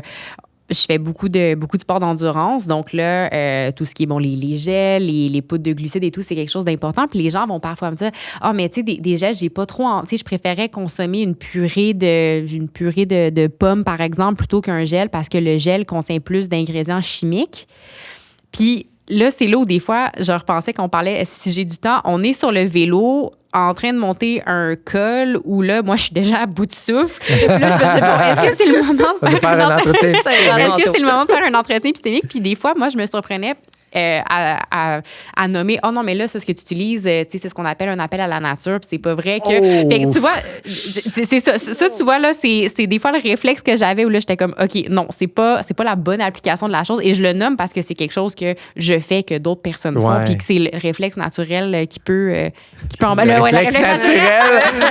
Mais tu sais, c'est le réflexe qui peut embarquer, donc, en gros, la clé, c'est vraiment, il faut se pratiquer. Oui. Puis avoir notre Puis en fait, banque je de dis questions. faire l'entretien épistémique, mais des fois, ça peut dépendre de la personne. Si jamais on connaît la personne un peu plus, on peut se rendre compte qu'elle est plus convaincue d'une certaine façon que d'une autre façon. Tu sais, l'appel à la nature, pourquoi les produits sont écrits produits naturels? Ben, c'est parce que s'il y a 2 produits, même s'ils ont exactement les mêmes choses, il y en a un qui est écrit produit naturel, puis l'autre qui n'est pas écrit, ben, les gens vont plus acheter produits naturels. Les compagnies l'ont compris. Donc maintenant, ils vont mettre produits naturels dans tellement de choses. Fait que c'est de plus en plus populaire juste d'indiquer naturel un peu partout. Et là, ça devient ancré dans la communauté, dans la société, de dire que quand c'est naturel, c'est nécessairement mieux. Moi, les exemples que j'avais trouvés très drôles, c'est, je ne sais pas si vous avez déjà vu les propriétés chimiques d'une fraise. C'est catastrophique, les choses que là-dedans. Toute la description chimique. Puis la personne, j'avais vu ça sur Internet, mais la personne a dit, regardez ce qu'il y a dans les vaccins, est-ce que vous voulez ça dans votre corps? Et là, il a posté ça d'un endroit anti-vaccin, puis là, tout le monde a dit non. Puis là, ensuite, il a dit ça, c'est ce qu'il y a dans une fraise. C'est pas un entretien épistémique, mais je me suis dit, oh, pelaille, c'est quand même spécial. Des fois, juste montrer ça, la personne va faire, ah ouais, c'est dans une fraise. Moi, je donne l'exemple du savon. Le savon, je l'aime bien. Pourquoi? Parce qu'on a tous besoin de se laver. Puis s'il y a bien quelque chose qui est vu comme chimique ou réaction, c'est le savon. Puis pourtant, il y en a qui vont dire « Ah, ça, c'est naturel. » Oui, mais est-ce qu'il y a une réaction? Est-ce qu'il y a quelque chose? Et c'est le petit exemple que je donne pour essayer, je ne veux pas dire contrer l'appel à la nature, mais essayer de montrer que l'appel à la nature ne veut pas nécessairement dire grand-chose, puis qu'au final, n'importe quoi qui est acheté ou produit par nous ou sans nous, puis même les produits naturels, ça ne change absolument rien. Là, sont produits, sont artificiels, pareil, par les humains qui ont été créés, mais bon. Oui, non, tout à fait. Mais, tu sais, plus ça m'amène, tu sais, quand tu parles de marketing et tout, une plus grande question à laquelle on n'aura peut-être pas la réponse aujourd'hui, mais, tu sais, l'entretien épistémique, c'est un outil qui est très efficace, qui est documenté justement pour être capable de semer un doute chez la personne et l'amener à remettre à re-questionner sa croyance. Qu'est-ce qu'on fait quand c'est au niveau macro-politique? On ne peut pas faire un entretien épistémique avec un premier ministre ou un président pas très loin d'ici. Mais, est-ce que l'entretien épistémique peut nous aider à régler des grands problèmes de société ou dans des contextes plus macro? Je ne sais pas si ma question est claire, mais en fait, je trouverais que ce serait incroyablement difficile. Pourquoi? Parce qu'un politicien, dès qu'il y a une caméra braquée sur lui, il y a probablement déjà un discours préfait. En privé, peut-être. Je sais pas. J'ai jamais parlé à un politicien privé nécessairement. J'ai jamais fait ça. Mais peut-être. C'est juste que là, on questionne un système complet. Tu sais, l'entretien épistémique, c'est une personne à une autre personne. Donc, faire un système. Puis en plus, on peut parler à 50 personnes qui croient à la même croyance et on n'aura même pas la même conversation dans aucune des 50. Donc, j'imagine pas un système complet qu'il faudrait changer les croyances internes de ce système-là. Là. Donc, que ce soit notre voisin du Sud ou... Puis ça fonctionne pas toujours, l'entretien épistémique. Il y a les gens qui ne veulent pas reconnaître les contradictions, ça fonctionne pas. Ça m'est arrivé. Oui, ça, c'est spécial. Il y a un blocage. Il y a vraiment un blocage, un très gros blocage. Puis que ça demande un certain lâcher-prise aussi, parce qu'on peut se brûler à essayer de faire le meilleur entretien épistémique tout partout. Ça ne fonctionnera pas. Ça ne marche pas. Puis, tu sais, la question plus macro, je la posais aussi parce que moi, c'en est une qui m'habite tous les jours par exemple, le podcast qu'on fait en ce moment ou les autres épisodes que je vais faire, on amène principalement des faits de l'avant. Et sachant justement que peut-être un auditeur, le fait qu'on va apporter vient contredire sa croyance, si on s'est corrigé par des faits, c'est pas ce qui est efficace. Est-ce que mon travail a une valeur, mais est-ce que c'est vraiment la bonne méthode? En fait, oui. Le débat et montrer des faits, c'est montrer que c'est quand même efficace. C'est juste que c'est pas efficace à 100%. Au sens qu'il y a eu des études qui ont montré que quand il y a, par exemple, un débat de scientifique et quelqu'un d'autre, et il y a des gens dans la salle, il y a des gens qui vont déjà être d'accord avec le scientifique, il y a des gens qui vont déjà être d'accord avec le pseudo-scientifique ou peu importe, et il y a des indécis. Il y a des gens neutres qui ne connaissent pas vraiment ça, puis eux, très souvent, dans la majorité, vont passer du côté du scientifique. Bon, si le scientifique dit ce qu'il dit a du bon sens. Donc, le débat a sa place dans la société. Les podcasts, les émissions qui montrent des faits ont leur place. Ça intéresse déjà des gens qui s'intéressent à ça et des gens qui peuvent être indécis puis qui disent, regardez, moi, je vais faire confiance aux gens qui disent qu'ils s'y connaissent là-dedans. Les scientifiques qui sont experts du climat, qui ont étudié ça pendant 30 ans. Je ne m'y connais pas dans le climat, mais je vais leur faire confiance qu'il faut faire ça pour la société. Donc, ça a sa place. C'est juste l'autre partie, je ne sais pas c'est quoi le pourcentage, mais l'autre partie des gens qui, eux, ne sont pas convaincus par les faits, c'est eux qu'il faut aller chercher par d'autres moyens et l'entretien épistémique est là. Parce que, tu sais, je pense, Sonia, toi, ce qui, à un moment donné, t'a fait basculer, c'est quelqu'un qui t'a amené un fait. Puis c'est là qu'il y a eu ce point de départ de questions-là. Puis, j'avais lu justement quelques données par rapport à ça, mais tu pourras peut-être compléter aussi, Anthony, mais il y a quand même des caractéristiques individuelles qui vont faire en sorte qu'une personne va être plus susceptible, en fait, que un fait va être quelque chose qui va l'amener réellement à se remettre en question par rapport à une autre. Oui. Au niveau des compétences sur la capacité de raisonnement logique, son niveau de pensée critique à la base. Oui. Mais en fait, je vais même dire, tu sais, la pensée critique, c'est, mettons, même si on dit que je serais un penseur critique, je peux être un bon penseur critique pour certains domaines, puis il y en a d'autres que je suis vraiment pourri, là, dans le sens qu'il y a des croyances que je peux avoir qu'on essaierait de me faire changer d'avis, puis ça fonctionnerait pas. Puis il y en a d'autres que je peux être exceptionnel. Donc, c'est pour ça que même on peut voir des scientifiques de renom qui vont croire à des énormités, mais dans leur domaine, ils sont incroyables. Ouais. Donc, on n'a pas une pensée critique absolue, puis on n'est pas dans... On a tous des fausses croyances. Ouais. J'ai clairement des fausses croyances, puis je ne le sais pas que c'est des fausses croyances, justement, parce qu'on ne me l'a pas montré. Puis ça se peut même que je ne veuille pas changer d'avis sur ces fausses croyances-là, puis je ne le sais même pas.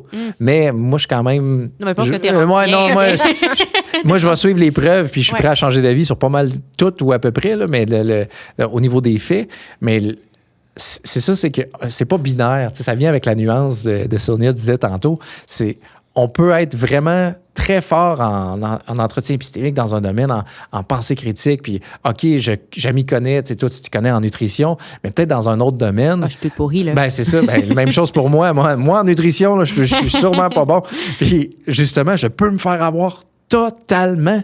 Puis, ça fait en sorte que, ben, je peux tomber dans des fausses croyances, puis... Est-ce que les faits vont me corriger? Si, mettons, ça fait 50 personnes qui me disent que, je sais pas, le café est bon pour telle affaire. Puis là, toi, tu m'arrives puis tu me dis, non, le café est pas bon pour telle affaire. Bien là, j'ai comme le rapport dans ma tête qui me dit, OK, 50 personnes qui me disent que c'est bon, puis là, une nutritionniste qui me dit que c'est pas bon. Tu sais, je vais avoir une pensée critique là-dessus parce que je m'y connais pas là-dedans. Puis c'est le cas pour tout le monde, tout le monde qui va... Donc, ça va dépendre même des domaines pour chaque individu. Oui, mais ça demande une conscience puis une humilité d'être capable de... Oui. Un détachement face aux faits. C'est ça. Je trouve que ça revient à la posture du scientifique dont on parlait tantôt, c'est la méthode scientifique de... La finalité, c'est pas à ça qu'on s'attache, mais c'est plus à la posture de voir que, ben, tu sais, ça se pourrait que les faits changent, puis c'est correct de suivre ce changement-là. Tout à fait, exact. Puis, tu sais, une question pour... puis je pense même pas après bientôt 1 heure de discussion qu'on le définit clairement, la différence entre une croyance et une connaissance qui est ton gros dada. Mais en fait, je vais te laisser répondre à cette question-là, puis après, j'ajouterai ce que j'allais dire. Mais oui, on parle de croyance, de fait depuis tantôt, mais qu'est-ce qu'une croyance et qu'est-ce qu'une connaissance? Une croyance, c'est penser que quelque chose est vrai. Donc, si, admettons, moi, je dis que je crois aux licornes, mais ça veut dire que je pense que les licornes existent pour vrai. Mais ça ne veut pas dire que c'est vrai. Contrairement à la connaissance qui, elle, non seulement je pense que c'est vrai, mais j'en ai la preuve, si on peut dire. On va dire que c'est une croyance justifiée et vraie. Donc, dans le sens que si, admettons, je dis que tu as 20 $ dans tes poches, puis ça donne que tu avais vraiment 20 $ dans tes poches, bien, en fait, ça, c'est une croyance vraie, mais pas une connaissance. Pourquoi? Parce que j'avais pas de preuve que tu avais 20 $ dans tes poches. Mais si je t'ai vu mettre 20 $ dans tes poches, puis là, je vais dire, ben, Myriam, tu as au moins 20 $ dans tes poches, ben ça va être une connaissance pour moi, à moins que tu fasses une tour de magie quelconque. Là. Mais c'est ça la distinction entre croire et savoir. La croyance, c'est penser que quelque chose est vrai, mais pas nécessairement en avoir la preuve. La connaissance, c'est quand on en a la preuve. Puis, dans le fond, la science tente d'acquérir des connaissances, mais c'est quand même très difficile parce que une connaissance absolue sur quelque chose, c'est pas évident. Donc, mais mettons que la Terre soit ronde, on a quand même suffisamment de preuves pour se dire que c'est vrai. Mais c'est ça, il faut être prêt à changer d'avis et c'est pour ça qu'on peut acquérir certaines connaissances sur certaines choses. Puis la croyance, c'est penser que quelque chose est vrai, mais c'est pas nécessairement vrai. Puis, tu sais, ça, on dirait que des fois, depuis que je m'intéresse beaucoup à ces choses-là, des fois, je me pose des questions justement pour voir, il y a tel truc que je pense qui est vrai, mais pour faire la distinction, est-ce que je suis plus dans la conviction? je me sais plus où j'avais lu ça, mais quelqu'un qui disait c'est bon de se demander est-ce qu'il y a quelque chose qui pourrait me faire changer d'avis ou quel serait l'élément de preuve qui me ferait changer d'avis. Et si tu es en mode non, il n'y a rien qui peut me faire changer d'avis, bien, il y a de plus fortes chances que là, tu sois dans la croyance, la conviction. Exact. Ouais. Tout à fait. Mais une chose assez étonnante que j'ai remarquée avec l'entretien épistémique, des fois, on peut penser connaître les preuves qui nous fait croire à quelque chose, mais on ne les connaît pas. Puis même quand on fait une conversation épistémique, on s'en rend compte que la personne va nous dire, j'avais vu quelqu'un qui avait mentionné, j'ai vu une étude qui prouve que l'homéopathie fonctionne, donc l'homéopathie fonctionne. Et la question que j'ai posée, c'est, si on montrait que l'étude était biaisée, est-ce que tu changerais d'avis? Ah ouais, bonne question. Et la personne a dit non, qu'elle ne changerait pas d'avis. Donc, ce n'est pas l'étude qui était sa preuve que l'homéopathie fonctionne. Ouais. Donc, ça, c'est important aussi à poser dans les entretiens épistémiques, c'est si la preuve que tu m'amènes, on se rendait compte qu'elle était fausse, est-ce que tu changerais d'avis? Si la personne répond non, ça veut dire que c'est pas ça qui soutient sa croyance. Ça la renforcit. Mais ça la renforcit. Ouais. Un exemple que j'avais trouvé drôle, c'est pourquoi est-ce qu'on met du fumier dans des champs? Puis, comme tout le monde, moi, ça rend le champ plus fertile. Mais la vraie raison qu'on fait ça, c'est pas ça. La vraie raison, c'est que nos ancêtres le faisaient. Okay. Ça, c'est la vraie raison que c'est que nos ancêtres le faisaient, qui, eux, se sont rendus compte que quand on mettait du fumier, ça rendait... Mais la raison, c'est que nos ancêtres le faisaient, donc on le fait. Donc, même moi, je me suis dit, c'est vrai, c'est surtout parce que nos ancêtres le faisaient et non parce que c'est prouvé. Mettons, on a fait des études au Québec, un fumier placebo et un fumier non placebo, je sais pas, là. Mais c'est ça, ce qui soutient la croyance, c'était ça. Même moi, je me rendais pas compte de ce qui soutenait réellement ma croyance. C'est spécial. Hein? C'est vraiment spécial. Oui, mais tu sais, ça demande justement d'avoir un peu le pas de recul, de prendre le temps de se questionner, mais d'où vient ce à quoi je crois? Ouais. Pourquoi j'y crois? C'est présent, puis d'être conscient de... On parlait du biais de confirmation tantôt, où on va avoir tendance à, justement, quand tu donnais l'exemple, Sonia, que tu avais fait, quand tu as fait ta recherche Google, tu te rendais compte que tu cherchais en fait les éléments de réponse qui appuyaient ton point de vue plutôt que le contraire. Ça demande aussi justement cette humilité-là, d'être capable de faire « Oh, OK, là... quelle est la démarche que je suis réellement en train de poursuivre? » Puis, tu sais, un exemple, moi, qui me vient en tête dans mon domaine, je suis végétarienne. Okay. Et donc, quand je me mets à jour sur la littérature scientifique en ce qui a trait à l'alimentation végétarienne et végétalienne, c'est sûr que moi, mon biais personnel, c'est justement d'aller chercher l'information ou si je souhaite voir de l'information qui appuie ça parce que c'est mon alimentation personnelle au quotidien. Et je dois vraiment me questionner, me forcer à faire « OK, non, mais là, c'est pas par rapport à toi. Tu veux vraiment aller chercher la véritable information. » Mais ça demande cet effort psychologique. Oui, vraiment. C'est pas facile tout le temps. Non, c'est pas facile. C'est pas facile. Ça fait penser, on parlait tantôt comment convaincre les gens. Des fois, on peut montrer des faits qui vont pas convaincre les gens, puis d'autres fois, on va montrer des faits qui vont les convaincre. Puis là, tu as parlé de végétarien. J'ai vu la semaine passée, je sais pas si c'est vrai, tu pourras me contredire là-dessus, là, mais j'avais trouvé ça tellement drôle. C'est une étude qui avait montré, faire une corrélation, pas nécessairement une causalité, que ceux qui sont végétariens ont moins, parmi les hommes, ont moins de problèmes érectiles que ceux qui ne le sont pas. Donc là, puis le poste, c'est quelqu'un qui change d'avis automatiquement puis qui fait « je deviens végétarien » juste grâce à ça. J'avais trouvé ça tellement drôle parce qu'on aurait pu y donner plein de bienfaits, mais juste ça, c'est ça qui a fait que je change d'avis. J'avais trouvé ça drôle. Donc des fois, il y a des choses, il y a des faits qui peuvent convaincre la personne de changer d'avis, puis il y en a d'autres qu'on pourrait dire l'impact climatique, on pourrait dire le bien-être animal, on pourrait parler de plein de choses. Puis ça les convainc pas, mais il y a autre chose qui va les convaincre. Mais tu sais, c'est là l'intérêt de se poser la question, est-ce que c'est dans l'intérêt de cette personne-là, le fait que c'est mieux pour l'impact climatique? Ouais. Oui, on s'entend que ça nous concerne tous, mais il y a plus un détachement que, OK, est-ce que ça fait en sorte que quand je rentre à la maison le soir, ça va mieux se passer avec ma femme ou mon mari? Tu sais, c'est plus dans ton intérêt directement. Pour répondre à ta question, il y a beaucoup d'autres facteurs qui vont influencer la santé érectile. Donc, mais quand Non, mais j'avais trouvé ça très, très drôle. Ouais. Donc, mais ça fait quand même un beau tour, justement, de l'entretien épistémique. Pour moi, c'est important d'introduire ce que c'était, de voir justement comment ça peut être un outil pour changer nos conversations, tant dans un contexte professionnel que personnel, parce que on le nommait au début, la désinformation, l'adhésion à de la fausse information, des croyances fausses, c'est quelque chose qui a un impact dans nos vies individuelles, mais aussi au niveau collectif. Je suis une éternelle optimiste qu'à un moment donné, on va peut-être trouver une façon de améliorer ce phénomène au niveau mondial, mais je me dis qu'au niveau personnel, d'être mieux outillé pour reconnaître quels sont nos propres biais, nos propres fausses croyances et d'avoir les outils pour avoir des meilleures discussions, mais ça peut définitivement aider.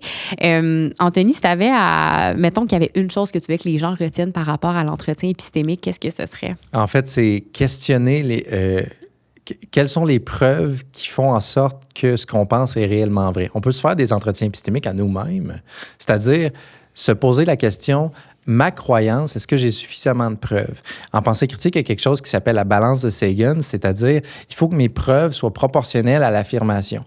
Donc, si, admettons, je dis qu'un élixir va guérir un cancer, bien, est-ce que mes preuves sont vraiment proportionnelles à mon affirmation?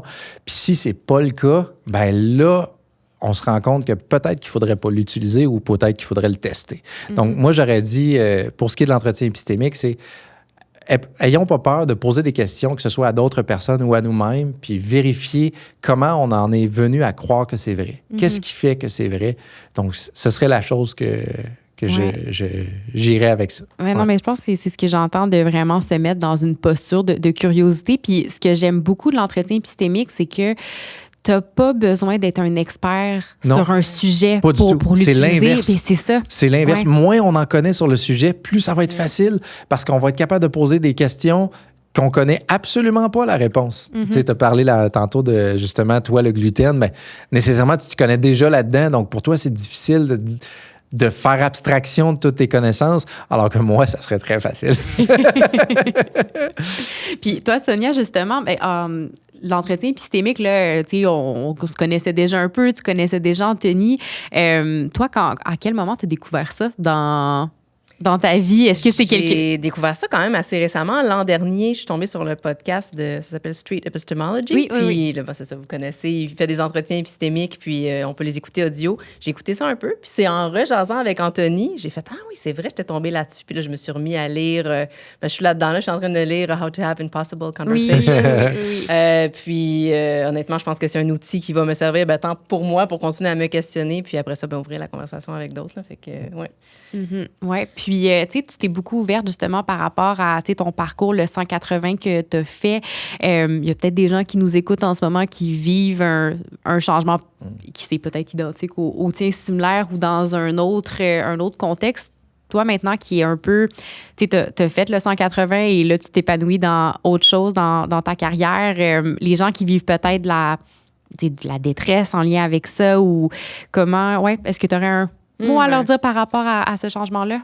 Je pense que je dirais qu'il faut accepter qu'il y a un moment où on va se sentir, il y a une espèce de vide quand on commence à déconstruire, puis c'est un moment qui est malaisant, puis ça prend un temps, refaire une certaine confiance en soi, quand on se rend compte qu'on s'est fait un peu avoir par soi-même. Là. Finalement, c'est nos propres biais, notre propre cerveau qui a...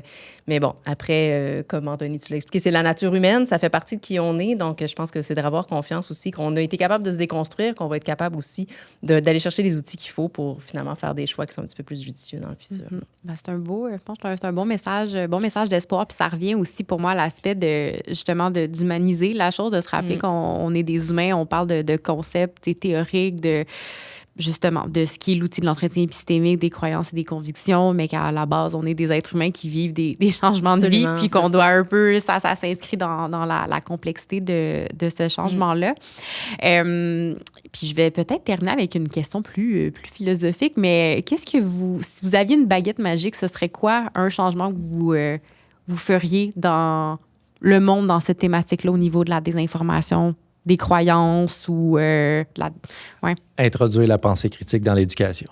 Ouais. Vraiment, là, puis que ce soit comme aujourd'hui le français, l'anglais, que ce soit un cours obligatoire début du primaire jusqu'à la fin collégiale ou universitaire. On voit l'impact que ça peut donner. Là. Il y a certains pays qui l'ont fait. Là, donc, la société est très différente et vraiment meilleure, je ne veux pas dire sur tous les points de vue, là, mais sur beaucoup de points de vue, notamment sur comment se prévenir contre la désinformation. Moi, ça serait ça. Oui, absolument. Commencer jeune à construire un peu ces outils-là. Ben là, vu que j'ai une baguette magique, ça serait une petite dose d'humilité de plus pour tous et chacun. Oui, ça, je pense que c'est très central à tout ce qu'on a discuté. Merci énormément à vous deux. C'était super intéressant, autant de discuter de l'aspect théorique de tous ces concepts-là. Sonia, merci beaucoup pour le partage de ton parcours. Je trouve que c'est venu vraiment enrichir la conversation. Si les gens ont envie d'en apprendre plus sur l'entretien épistémique, on a fait un petit tour d'horizon du sujet, mais c'est un sujet qui peut être traité pendant des heures et des heures encore. Anthony, je ne sais pas si tu vas le plugger, mais tu as écrit un livre. Oui, donc, Guide ultime pour distinguer le vrai du faux. Et le dernier chapitre, c'est l'entretien épistémique. C'est des exemples de conversation, comment arriver, comment faire. Même si c'est pas parfait, ça donne certains petits outils, ça donne certaines choses. Sinon, How to have impossible conversation, là, mais c'est ça, entretien épistémique, street epistemology. Et en France, ils appellent ça épistémologie de rue. Ah oui? Oui, ouais. Donc, on est capable de voir ça. Il y a des choses même gratuites en ligne sur le sujet. Donc, s'il y en a qui veulent en apprendre, ou même me contacter pour que j'aille faire une conférence pour eux, pour leur groupe de personnes qui sont intéressées. C'est vrai, parce que tu donnes souvent des conférences également. Oui, j'en donne non seulement là-dessus, mais sur autre chose, la pensée critique, les arguments fallacieux, sciences, pseudosciences. Là, donc, on mettra tes coordonnées dans la description de l'épisode. Sonia, est-ce qu'il y a d'autres ressources? Tu as nommé justement le même livre qu'Anthony a mentionné, How to have impossible conversation. Est-ce qu'il y a d'autres ressources lecture, toi, sur le sujet qui t'ont marqué, que tu aimerais partager? J'ai pas encore lu le livre d'Anthony, mais je doute pas que quand je t'ai rencontré, tu m'avais dit que c'était comme le 2.0 du petit guide d'autodéfense intellectuelle, puis j'en doute pas, donc assurément une bonne ressource. Moi, ça commence à être loin quand même que j'ai lu sur toutes ces choses-là, puis cette espèce de déconstruction-là que j'ai faite. Donc, j'aurais pas, comme ça, il n'y a pas de ressources là, nécessairement qui me viennent à proposer. Ton mémoire, de maîtrise. Ça viendra en temps et lieu, mais je donne des fois des conférences sur la désinformation en santé pour les jeunes. Donc, si les gens veulent me contacter sur LinkedIn, ils peuvent avoir accès à mon site web. C'est un peu sur pause, justement, à cause de la maîtrise, mais si jamais il y a de la demande, je pourrais sans doute m'arranger. Super, excellent. Je vous remercie beaucoup. Merci. Ça m'a fait plaisir, c'était un plaisir.